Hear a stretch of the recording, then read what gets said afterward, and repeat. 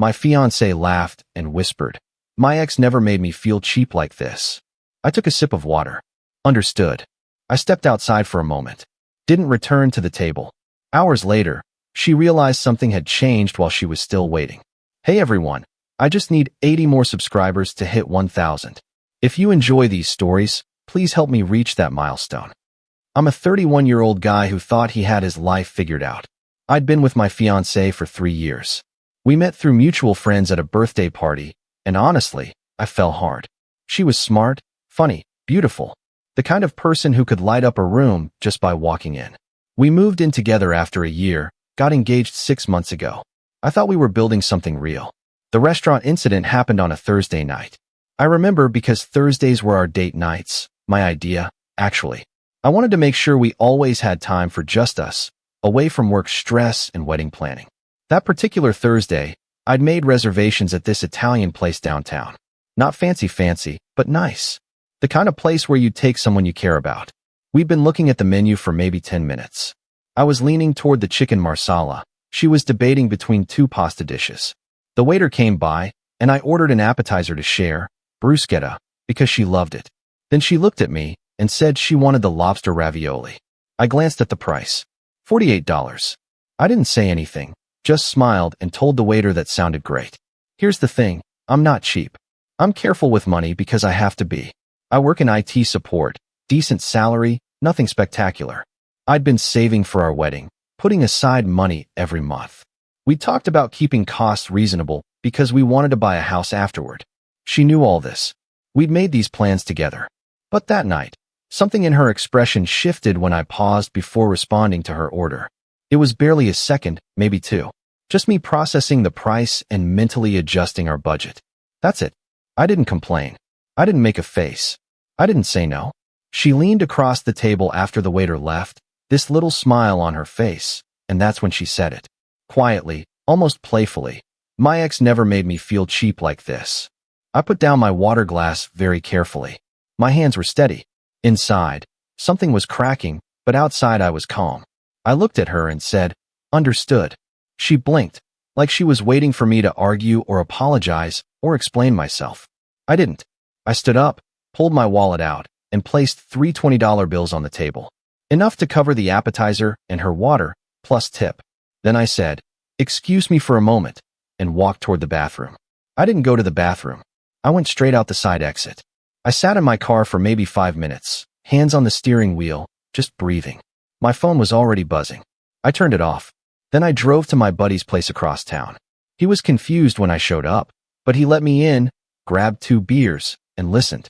"She compared you to her ex?" "At dinner," he said, shaking his head. "That's ice cold, man." "It wasn't even about the money," I told him.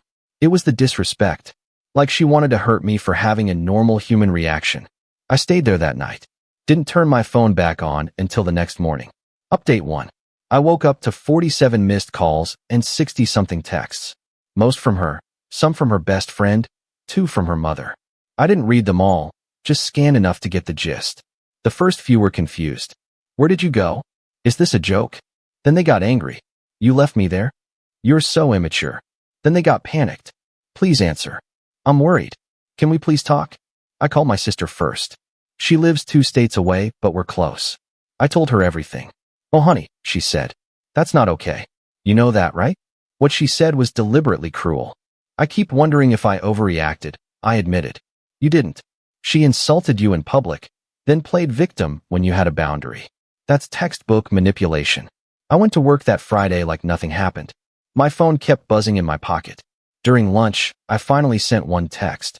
"I need space. Don't contact me for a few days." She responded immediately. "We need to talk about this face to face. You can't just run away." I didn't respond. That weekend, I stayed with my buddy. Saturday afternoon, her best friend showed up at his apartment somehow. She must have tracked down the address. She knocked hard, called my name through the door. My friend answered while I stayed in the guest room. "He doesn't want to see anyone right now," he told her. "She's devastated," her friend said. "She made a stupid comment, okay? She knows that. But walking out, ghosting her, that's cruel." "Did she tell you what she said to him?" my buddy asked. There was a pause. "She said it was about a dinner order." "Yeah, that's not the whole story.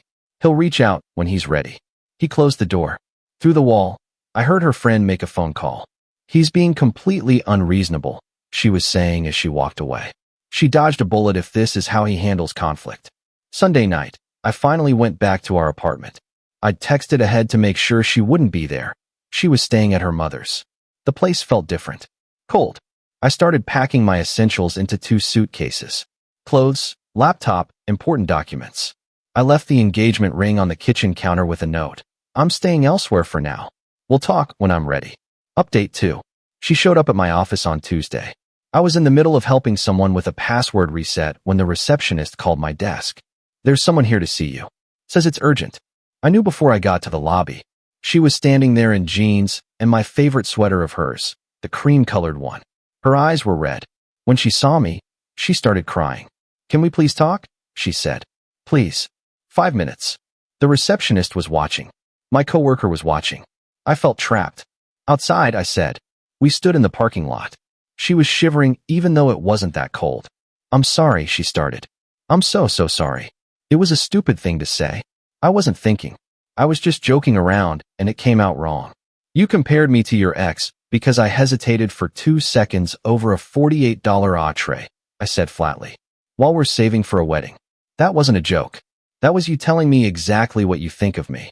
No, that's not. I don't think that. I love you. I want to marry you. Do you? I asked. Because it seems like you want to marry the guy who spins like your ex did. And I'm not him. I'm never going to be him. She grabbed my arm. I don't want him. I want you. He was flashy and shallow, and we had nothing real. What we have is real. What we had, I corrected. Her face crumpled. Don't say that. Please don't say that. We can fix this. I'm not ready to talk about fixing anything yet, I said. I'm still processing. Processing what? One comment. People say stupid things sometimes. And there it was. The minimizing. It's not about one comment, I said. It's about what that comment revealed. About what you really value. About how you see me. I went back inside. She stayed in the parking lot.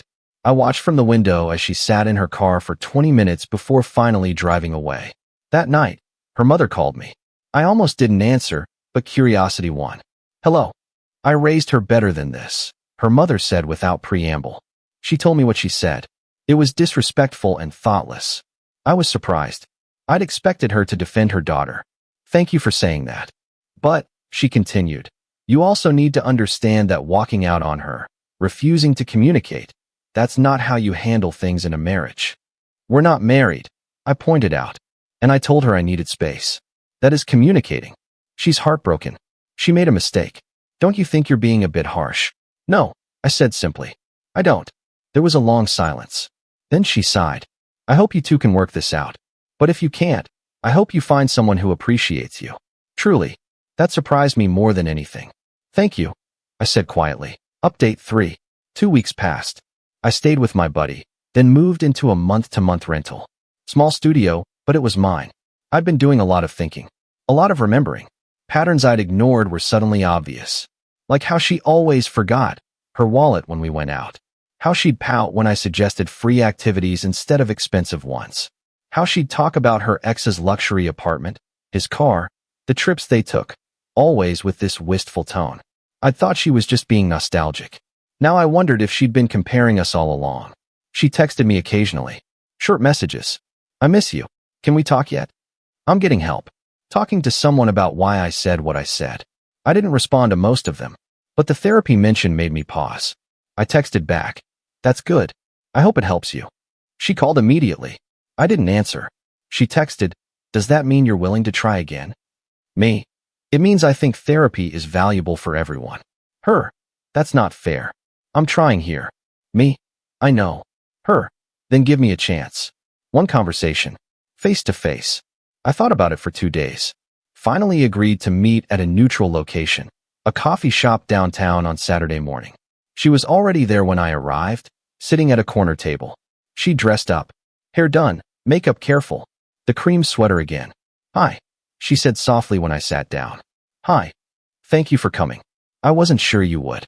I nodded, waiting. She took a breath. I've been seeing a therapist. Twice a week. We've been talking about a lot of things. My relationship with money, with status, with my ex. Okay. She thinks, And I agree that I've been carrying a lot of unresolved stuff. My ex made me feel special because he spent money on me. When that ended, I felt worthless. Like I wasn't worth the expense anymore. And I think I've been testing you. Subconsciously. Trying to prove that you value me by how much you spend. I waited. And that night at the restaurant, when you hesitated, it triggered something. This fear that you saw me the same way, as not worth it. So I lashed out. I wanted to hurt you before you could hurt me. She was crying now. And I know that's not an excuse. I know I hurt you terribly. But I'm telling you this because I understand now what I did. And I want to be better. I want to fix this. It was a good speech. Honest, even. But something in me had already decided. I appreciate you doing that work, I said. Genuinely. But I don't think we should get married. Her face went white. What? I don't trust you anymore, I said simply. And I don't know if I can again. You showed me who you really are that night. Maybe you're working on changing that, and that's great. But I can't be the person you practice on while you figure yourself out. I love you, she whispered. I know. I loved you too. But love isn't enough when there's no respect. Update 4. She didn't take it well. For the next week, I got dozens of messages. Some apologetic, some angry, some pleading. Her friends started commenting on my social media. Indirect posts about cowards who run instead of fighting for love, and everyone makes mistakes. I blocked most of them. Changed my number. My buddy told me she'd driven by his place 3 times that he knew of. Then things got weird. Her ex, the one she'd compared me to, reached out. Found me on a professional networking site and sent a message. Hey man, I heard what happened. Just wanted to say I'm sorry you got dragged into her issues. She did similar stuff with me. Always needed validation through money. It's exhausting. You dodged a bullet. I stared at that message for a long time. Part of me wanted to ask him more. Part of me didn't want to know. I settled for, thanks for reaching out. How did you hear about this? Him. She called me 2 days ago. Crying. Asked if I thought she was a bad person. I told her to leave me alone. That was enlightening. And a little sad. 3 weeks after the coffee shop meeting, my sister came to visit. We got dinner. At a casual burger place, nothing fancy. Halfway through, she said, you seem lighter. Yeah. Like something heavy came off your shoulders. I thought about that. She was right. The initial hurt had faded into something calmer. Relief, maybe. I think I'm realizing I was trying to force something that wasn't working, I admitted. I was so focused on making the relationship work that I ignored all the signs it shouldn't. That's growth, she said, stealing one of my fries. Painful growth, but growth. Final update. It's been 4 months now. I'm still in the studio apartment, but I'm looking at actual houses now. Saving up for a down payment. Just for me this time, which feels strange, but also right. I heard through mutual friends that she's dating someone new. Someone who works in finance. I felt nothing when I heard that. No jealousy, no vindication. Just nothing. Which told me I'd made the right choice. My buddy got married last month. I was a groomsman. At the reception, his wife's cousin and I talked for hours. She was funny. Kind. When the check came for our drinks, she immediately pulled out her card. I've got this round, she said. You can get the next one. Next one, I said, smiling. If you're interested. I was. We've been on 4 dates now. Nothing serious yet. But she pays for herself, suggests affordable activities, and hasn't mentioned a single ex. When I took her to a nice restaurant last week, my choice, because I wanted to, and she ordered the salmon, I didn't even glance at the price.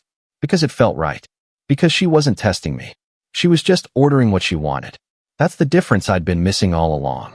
Real respect doesn't need to be proven with money.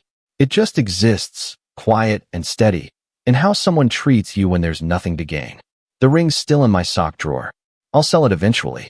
For now, it's a reminder, not of what I lost, but of what I learned about myself. About what I deserve.